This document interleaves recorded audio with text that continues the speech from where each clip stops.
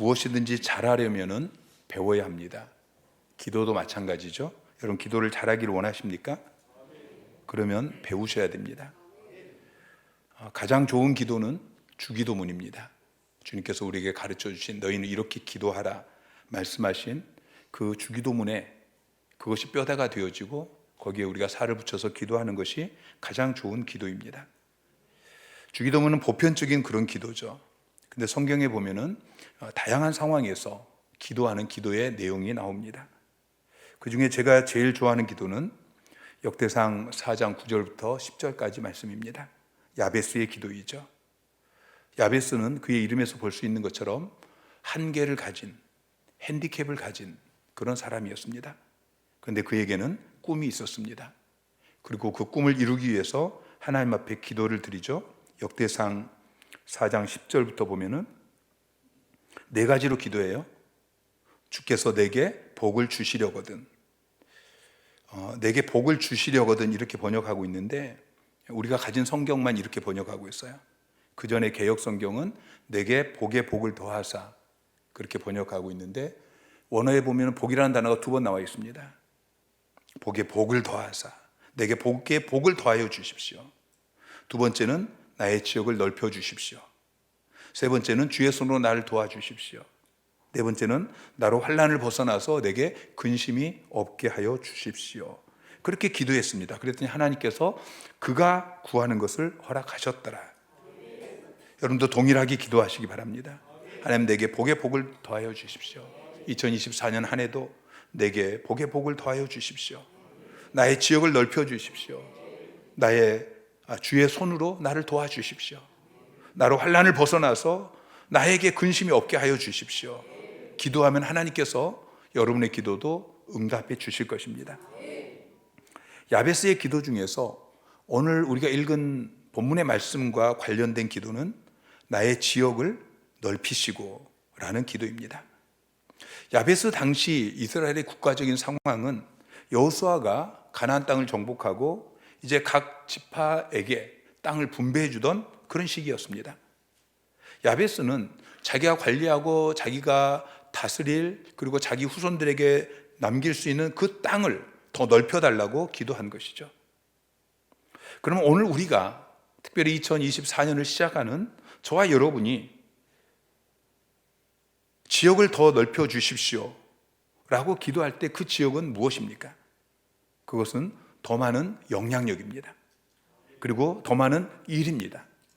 그리고 더 많은 기회입니다. 위대한 선교사였던 윌리엄 캐리는 하나님을 위해 큰 일을 계획하라, 하나님을 위해 큰 일에 도전하라 이렇게 도전하였습니다. 하나님을 위해 큰 일을 계획하고 하나님을 위해 큰 일에 도전하라. 2024년 한 해 동안 여러분이 하나님을 위해 큰 일을 계획하고 하나님을 위해 큰 일에 도전하시기를 주님의 이름으로 축원합니다. 여러분 이 시대 가운데 영향력 있는 사람이 되셔야 됩니다. 여러분의 가정에서, 일터에서, 그리고 이 목포 땅 가운데서 여러분 주변 사람들에게 선한 영향력을 끼치는 사람이 되어야 합니다. 더 넓게 이 민족 가운데 그리고 열방 가운데 여러분은 영향력을 끼치는 사람이 되셔야 합니다. 여러분의 자녀들이 지금 학교에서 그리고 그들이 좀 더 자라나서 직장에서 그리고 그들의 세대에 선한 영향력을 끼쳐야 합니다. 여러분이 섬기는 우리 하나교회가 이 시대 가운데 영향력 있는 교회가 되어야 합니다. 건물이 크고 교인의 숫자가 많다고 해서 영향력 있는 교회가 아닙니다. 한국의 초기 교회는 변변한 건물 하나 없었습니다. 그런데 이 민족 앞에서 영향력이 있었습니다. 독립선언서를 작성했던 민족의 지도자 33명 중에서 절반이 넘는 16명이 기독교인이었습니다. 성도는 3%가 안 됐지만 그 영향력은 대단했습니다. 교회를 통해서 학교가 세워지고 교회를 통해서 병원이 세워지고 그러면서 그 학교에서 많은 사람들이 글을 배우고 세계를 바라보는 안목을 갖게 되었습니다. 그런데 지금은 어떻습니까? 성도의 숫자가 3%에서 20%로 그렇게 증가했지만 교회가 이 시대 가운데 영향력을 상실했습니다. 교회가 세상에 감동을 주지 못합니다. 그래서 다시 15%, 10% 그렇게 기독교가 쇠퇴해 가고 있는 것이죠. 여러분이 그리고 우리 하나교회가 이 시대 가운데 선한 영향력을 끼치는, 주님께 귀하게 쓰임받는 그런 한 해가 되기를 소망하면서 우리 함께 부르짖어 기도하기를 원합니다.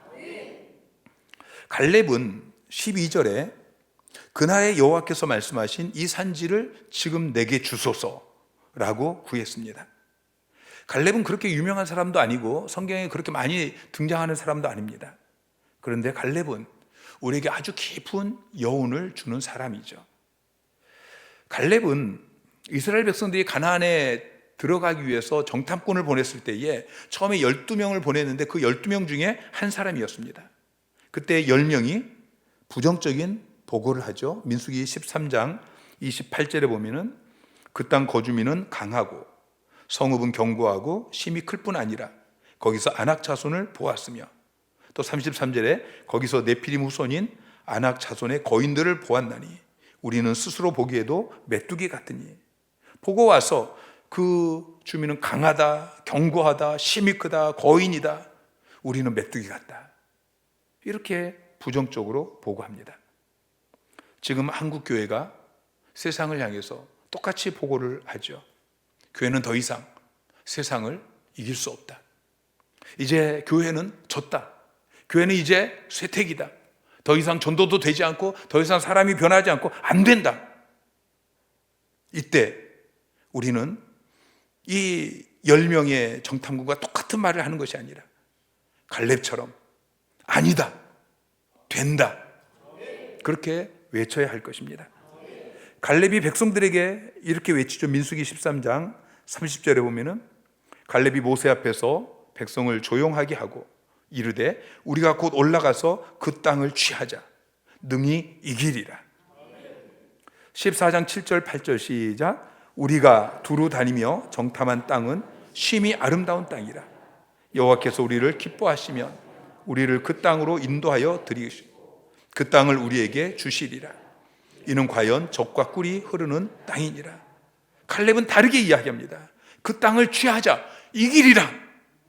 심히 아름다운 땅이다. 젖과 꿀이 흐르는 땅이다. 여호와께서 우리를 그 땅으로 인도해 드리시고 우리에게 그 땅을 주실 것이다.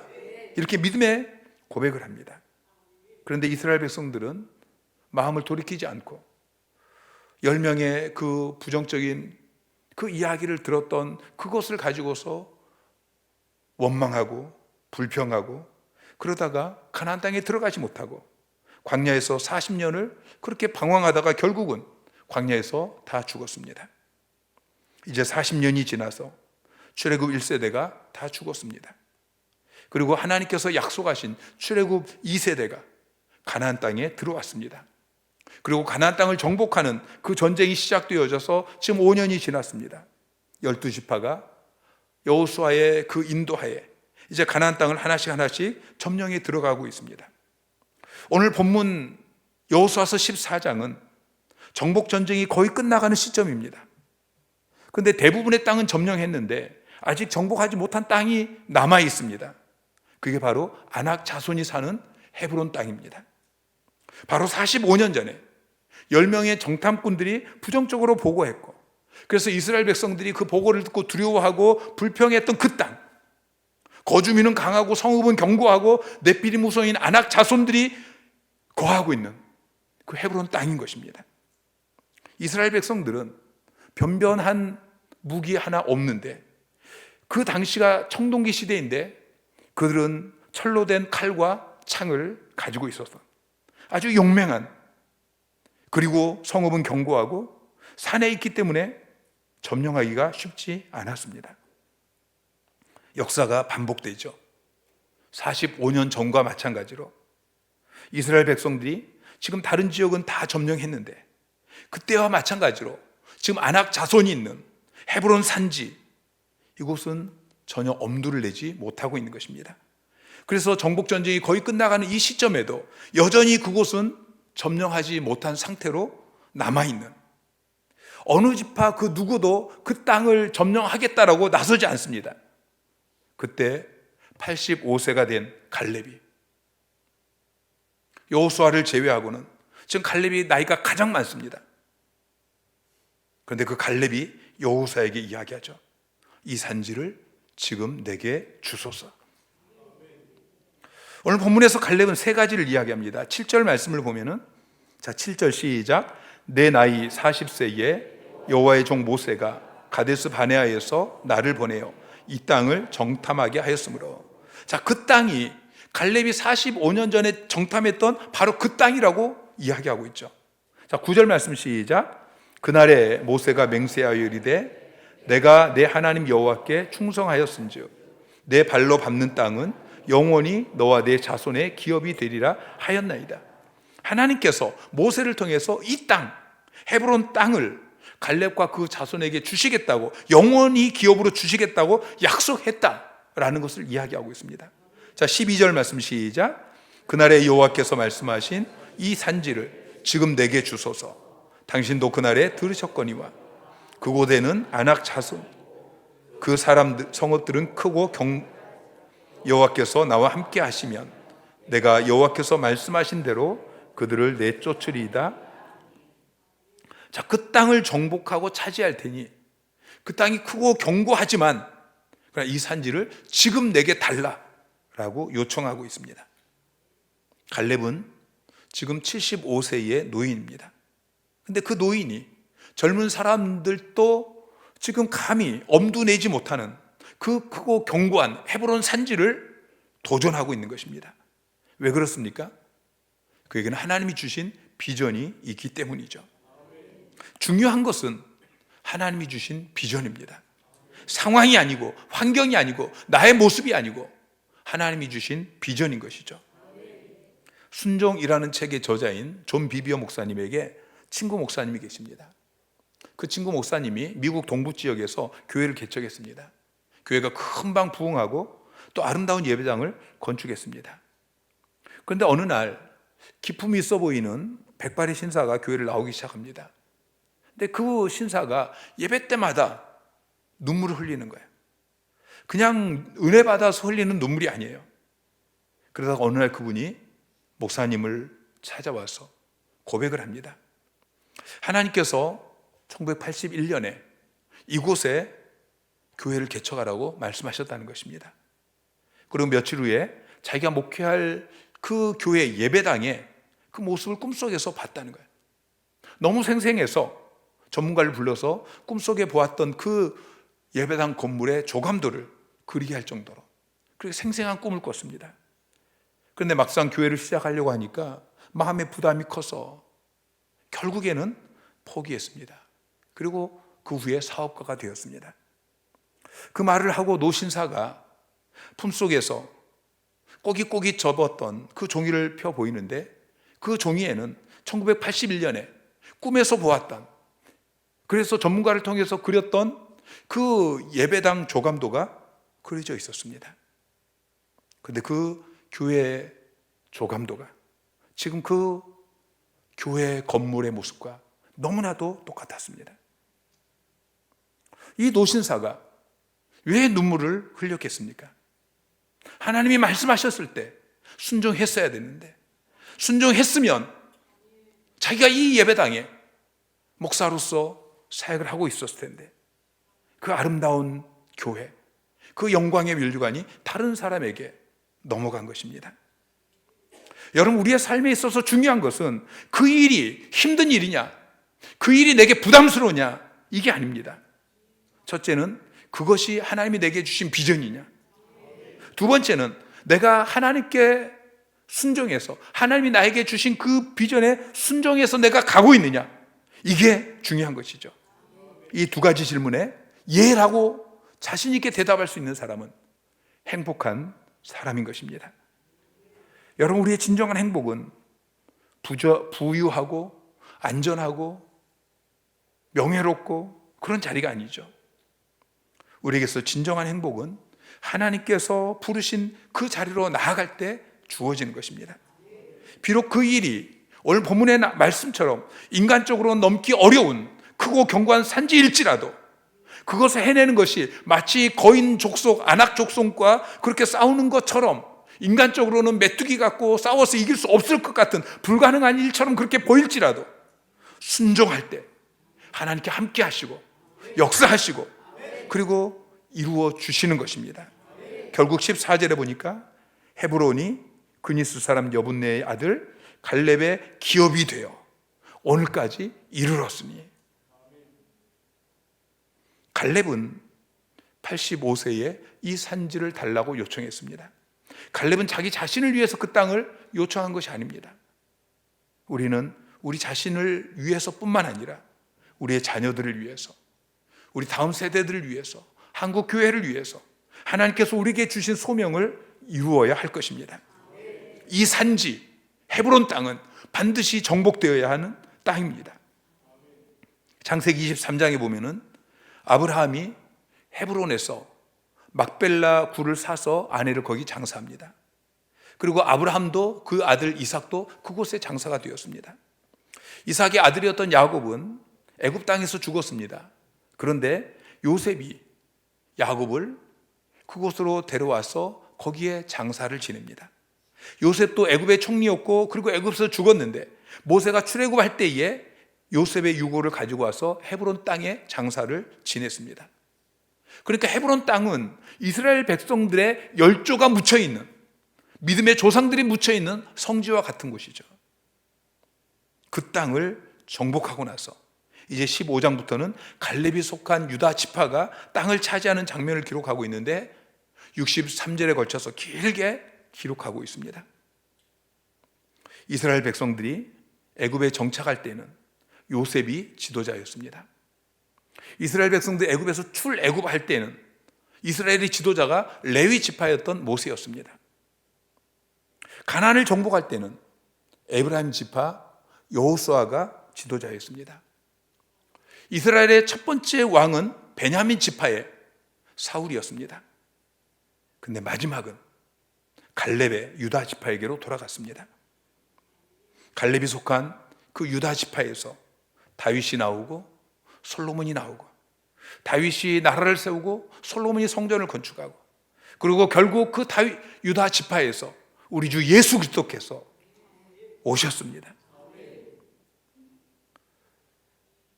사마리아도 멸망하고 또 유대도 멸망하고 바벨론 포로로 끌려가고, 그리고 포로로에서 귀환되어졌지만 이제 12지파가 다 사라졌습니다. 그런데 갈렙이 속한 유대 지파, 그 지파만 끝까지 남아서 오늘날 이스라엘을 유대인이라고 부르는 것입니다. 갈렙이 그 산지를 정복했기 때문입니다. 하나님께서 어느 때부터인가 여러분에게 주신 비전이, 여러분에게 주신 소명이 있을 것입니다. 그래서 그것을 위해 기도하고 그것을 위해 준비하기도 하고, 그런데 아까 그 노신사처럼 현실, 내 눈앞에 보이는 상황, 환경, 이거 바라보다가 그거 따지다가 점점 마음이 약해지고 나는 도저히 못하겠어, 여건이 안 돼, 할 수 없을 거야, 나는 메뚜기와 같아. 그래서 결국 그 비전을, 그 소명을 내려놓고 방황하고 있지는 않습니까? 올 한 해를 시작하면서 여러분이 하나님 앞에 구해야 될 그 산지를 오늘 첫 금요 기도회 때 하나님 앞에서 다시 발견하십시오. 다시 점검하십시오. 다시 붙잡으십시오. 그리고 하나님 앞에 부르짖어 기도하십시오. 이 산지를 내게 주십시오. 올 한 해 하나님 내게 허락하여 주십시오. 내가 정복하겠습니다. 여러분 가정을 바라보면서, 여러분 일터를 바라보면서, 여러분에게 맡겨주신 사역 현장을 바라보면서 하나님께서 저희 교회를 회복의 은혜를 누리는 공동체 2,000명의 셀리더를 세우고 200개의 작은 교회를 회복시키고 200개의 선교지를 회복시키는 그 비전을 저에게 주셨을 때, 그때 저희 교회는 셀리더 한 명도 없었습니다. 언제 첫 번째 셀리더가 세워질까? 언제 첫 번째 분가가 일어날까? 언제 남성 셀리더가 세워질까? 언제 청년 셀리더가 세워질까? 다 불가능한 것처럼, 견고한 산지처럼 보이고 점령할 수 없을 것 같은 그 일들이 계속해서 성취되었습니다. 이제 얼마 있지 않아서 첫 번째 공동체가 세워질 것입니다. 얼마 되지 않아서 첫 번째 교회를 개척할 것이고 첫 번째 선교사를 파송하게 될 것입니다. 올 한 해 이런 일이 일어났으면 좋겠습니다. 여러분, 비전을 이루는데 지금 내 모습, 지금 내 앞에 놓여 있는 상황, 환경, 이것은 중요하지 않습니다. 6절을 보면은 갈렙은 그니스 사람 여분네의 아들이었습니다. 그니스 사람은 팔레스타인 주변에 거주하던 에돔 족속 중에 하나입니다. 에돔 족속은 에서의 후손이죠. 나중에 헤롯 왕이 에돔 족속이었습니다. 그러니까 에돔 족속인 갈렙은 갈렙이었는지 아니면 갈렙의 조상이었는지 모르지만 애굽의 포로로 잡혀간 것 같습니다. 그리고 애굽에서 이스라엘 백성들이 믿는 하나님을 믿게 되어지고 출애굽할 때에 이스라엘 백성들을 따라서 이스라엘 백성들이 애굽에서 출애굽할 때에 많은 잡족들이 따라 나왔다고 하는데 그때 같이 따라 나온 것입니다. 그리고 갈렙이 그 뒤에 유다 지파에 유입이 된 것 같습니다. 그리고 그는 이방인입니다. 그리고 갈렙이라는 그 이름의 뜻은 케레브라는 단어에서 유래가 되어졌는데, 케레브라는 말은 개, 매춘부, 또 노예, 그런 의미를 가지고 있습니다. 그는 출신 성분이 별 볼 일 없는 그런 사람이었습니다. 그니스 사람이었고 갈렙이었습니다. 더군다나 그의 나이는 지금 85세죠. 지금 출애굽한 1세대는 다 여호수아 갈렙만 남고 다 죽었으니까 지금 장정들만 있는 속에서 지금 85세 노인, 그런데 그가 선포합니다. 자, 여호수아서 14장 10절부터 다시 한번 같이 읽습니다. 시작. 오늘 내가 85세로 돼 모세가 나를 보냈던 날과 같이 오늘도 내가 여전히 강건하니 내 힘이 그때나 지금이나 같아서 싸움에나 출입에 감당할 수 있으니 그날에 여호와께서 말씀하신 이 산지를 지금 내게 주소서. 당신도 그날에 들으셨거니와 그곳에는 아낙 사람이 있고 그 성읍들은 크고 견고할지라도 여호와께서 나와 함께 하시면 내가 여호와께서 말씀하신 대로 그들을 쫓아내리이다 하니 내가 85세이지만 내가 여전히 강건하니 내가 싸움이나 출입에 감당할 수 있으니 이 산지를 지금 내게 주십시오. 그렇게 선포했고 결국 그는 약속의 땅, 가나안 땅을 완전히 정복하는 그 일에 귀하게 쓰임 받았습니다. 그 시대 가운데 가장 영향력 있는 사람이 된 것입니다. 출신 성분이 좋지 않을지라도 내게 가진 것이 별 볼 일 없을지라도 하나님이 주신 사명 붙들고 살아가면 하나님께서 그 사람을 통해서 일하십니다. 위대한 일을 하십니다. 비전을 이루기 위해서 올 한 해 하나님을 온전히 붙들고 온전히 하나님을 쫓으시기 바랍니다. 성경은 갈렙에 대해서 여호와를 온전히 쫓은 사람이라고 기록하고 있습니다. 오늘 본문에도 보면 3번이나 똑같은 말을 하고 있습니다. 자, 8절 말씀을 보면 나와 함께 올라갔던 내 형제들은 백성의 간담을 높게 하였으나 나는 내 하나님 여호와께 충성하였은즉, 여호와께 충성하였은즉 이라고 번역하고 있는데 원어를 보면은 14절에 나와 있는 온전히 쫓았습니다, 이거하고 똑같은 단어입니다. 갈렙 자신이 나는 여호와를 온전히 쫓았다 라고 고백합니다. 9절에 모세가 맹세하여 이르되 내가 내 하나님 여호와께 충성하였은즉, 모세가 갈렙을 향해서 여호와를 온전히 쫓았다 라고 이야기하죠. 14절에 헤브론이 그니스 사람 여분네의 아들 갈렙의 기업이 되어 오늘까지 이르렀으니 이는 그가 이스라엘의 하나님 여호와를 온전히 쫓았습니다. 성경이 그렇게 이야기하고 있어요. 갈렙 자신이 내가 여호와를 온전히 쫓았다. 모세가 갈렙을 향해서 여호와를 온전히 쫓았다. 성경이 갈렙은 여호와를 온전히 쫓았다. 그렇게 이야기하죠. 그 밖에도 성경은 계속해서 갈렙을 언급할 때마다 갈렙이 여호와를 온전히 쫓았다라고 말하고 있습니다. 민수기 14장 24절에 보면 그러나 내 종 갈렙은 그 마음이 그들과 달라서 나를 온전히 따랐은즉. 민수기 32장 12절에 그러나 그나스 사람 여분네의 아들 갈렙과 눈의 아들 여호수아는 여호와를 온전히 따랐느니라. 신명기 1장 36절에 오직 여분네의 아들 갈렙은 온전히 여호와께 순종하였은즉. 갈렙은 하나님께서 약속하시고 하나님께서 인도하실 때마다 온전히 하나님께 순종하면서 하나님만을 따랐습니다.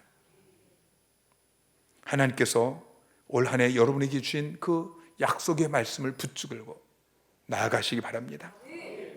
갈렙은 하나님의 약속을 믿었습니다. 다른 사람들은 견고한 성읍을 바라보았습니다. 아낙 자손을 바라보았습니다. 그런데 갈렙은 그걸 바라보지 않았습니다. 그 땅을 너에게 주리라 말씀하신 그 하나님의 약속의 말씀을 바라보았습니다. 그 말씀을 믿었고 그 약속을 붙잡았습니다. 그리고 45년이 지나가는 동안 그 약속의 말씀을 그는 한 번도 잊지 않았습니다. 가슴에 새기고 있었습니다. 나이가 많아지고 오랜 그 기다림 속에서 지칠 수 있었지만 신실하신 하나님께서 반드시 그 약속을 이루실 것이다 믿고 신뢰하면서 그날을 기다려 온 것입니다.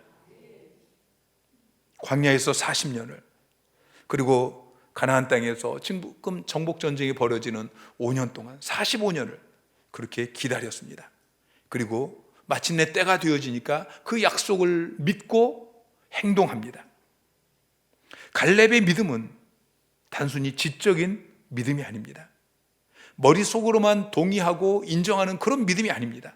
그 믿음은 약속의 말씀을 붙잡았고 그리고 그 말씀대로 행동이 뒤따랐던 그런 믿음인 것이죠. 이것이 하나님을 온전히 쫓는 것입니다. 다른 사람들도 하나님께서 그들을 가나안 땅으로 인도해 주실 것이라고 믿고 출애굽했습니다. 그런데 10명의 정탐꾼의 부정적인 그 보고를 들으면서 두려워하고 하나님을 원망합니다. 우리를 애굽에 놔두지, 우리가 그냥 여기서 죽었으면 좋겠다, 그렇게 말하면서 하나님이 말씀하신 그 약속의 말씀을 온전히 신뢰하지 않는 것입니다. 그래서 그들은 행동으로 옮기지 않았습니다. 믿는다고 말하면서 하나님을 쫓지 않았습니다. 그런데 갈렙은 하나님의 약속을 믿었고 하나님을 온전히 쫓았습니다. 오늘 많은 성도들이 믿습니다라고 말을 하지만 실제로 행동하지 않습니다. 행함이 없습니다. 행함이 없는 믿음은 죽은 믿음입니다. 갈렙은 여호와를 온전히 쫓은 사람입니다. 하나님께서 말씀하시면 그 약속만 바라보십시오. 환경, 상황 이거 바라보지 마시고, 사람 바라보지 마시고, 문제 바라보지 마시고 약속의 말씀을 붙잡으시기 바랍니다. 그 말씀에 여러분의 인생을 거십시오. 그 말씀을 붙들고 올 한 해 모험하십시오. 그 말씀이 이미 이루어진 것처럼 그 말씀을 붙들고 뚜벅뚜벅 걸어가시기 바랍니다. 그것이 바로 여호와를 온전히 쫓는 신앙입니다. 올 한 해도 우리에게는 정복해야 될 산지가 있습니다. 이제 첫 발을 우리가 내딛고 있습니다. 하나님께서 여러분에게 주신 약속의 말씀, 여러분이 한 해를 시작하면서 기도하면서 결단했던 그 결단들, 그리고 하나님께서 계속해서 여러분에게 말씀하실 여러분의 가정 가운데 하나님께서 여러분의 가정을 하나님 나라 천국으로 만드시기 위해서 여러분에게 정복하라고 말씀하시는 그 문제, 상황, 죄악, 이런 것들. 여러분의 사역의 현장 가운데, 쌀몸이 현장 가운데, 교회 사역 가운데 하나님께서 저와 여러분을 통해서 이루기를 원하시는 그 비전, 사명, 그것을 우리가 붙들기를 원합니다. 그리고 하나님, 이 산지를 내게 주십시오. 내가 하나님을 의지하고 나아가겠습니다. 그렇게 결단하며 기도하는 복된 밤이 되기를 소망합니다.